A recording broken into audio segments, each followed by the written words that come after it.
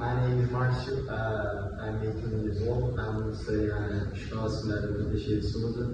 I'm graduating from high school, and I will be talking about Martin Luther King's speech. Human Rights and Equality. Martin Luther King Jr., January 15, 1929 to April 4, 1968. Civil rights activist. Martin Luther King Jr. had a dream that one day America and its people would believe that all people are created equal, and the children of slaves and the children of slaves owners will be friends. He dreamed that all people, black and white, would join hands and sing, "Free at last, free at last. Thank God Almighty, we are free at last." King's father, a banker, provided his family with a comfortable life, and because he was also a Baptist minister, his family was well respected in the local community. However, young Martin lived with a racism every day. He could not use certain public toilets because they were only for white people. On hot days, he couldn't drink from the public water fountains, markets, whites only. He had to sit at the back of the movie theater and the bus. Like his father, Martin became a Baptist minister in 1948. Later, he received his PhD, a very high degree. In 1954, the U.S. said that segregation in school must end.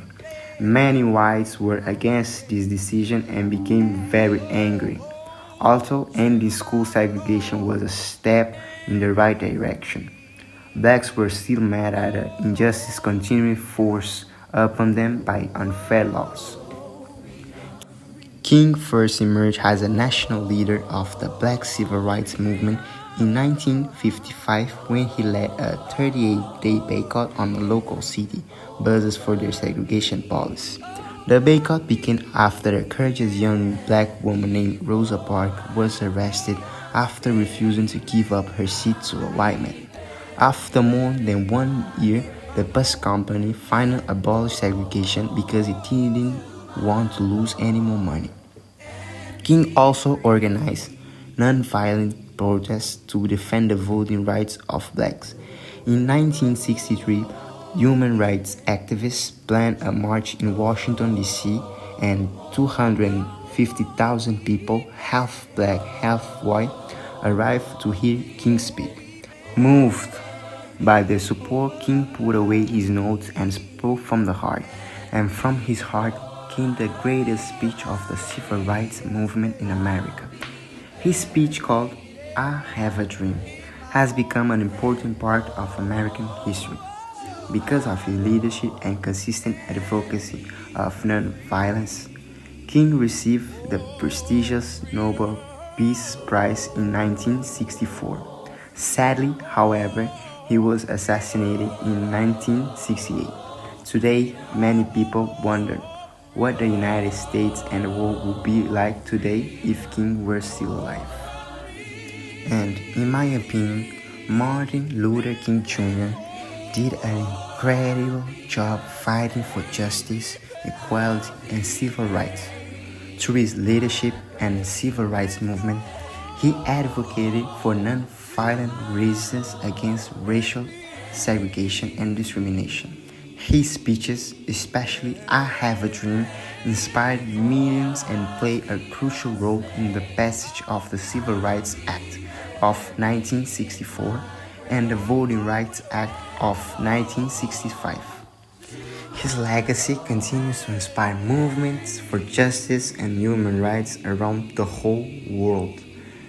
And thank you very much for listening to our brief story about Martin Luther King and the Human Rights Act. At this time, I have the honor to present to you the moral leader of our nation. I have the pleasure to present to you Dr. Martin Luther King, Jr.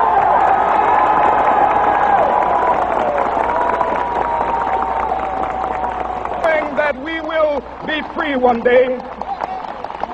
This will be the day This will be the day when all of God's children will be able to sing with new meaning, my country, tears of thee. Sweet land of liberty, of thee I sing. Land where my fathers died, land of the pilgrim's pride. From every mountainside, let freedom ring. And if America is to be a great nation, this must become true.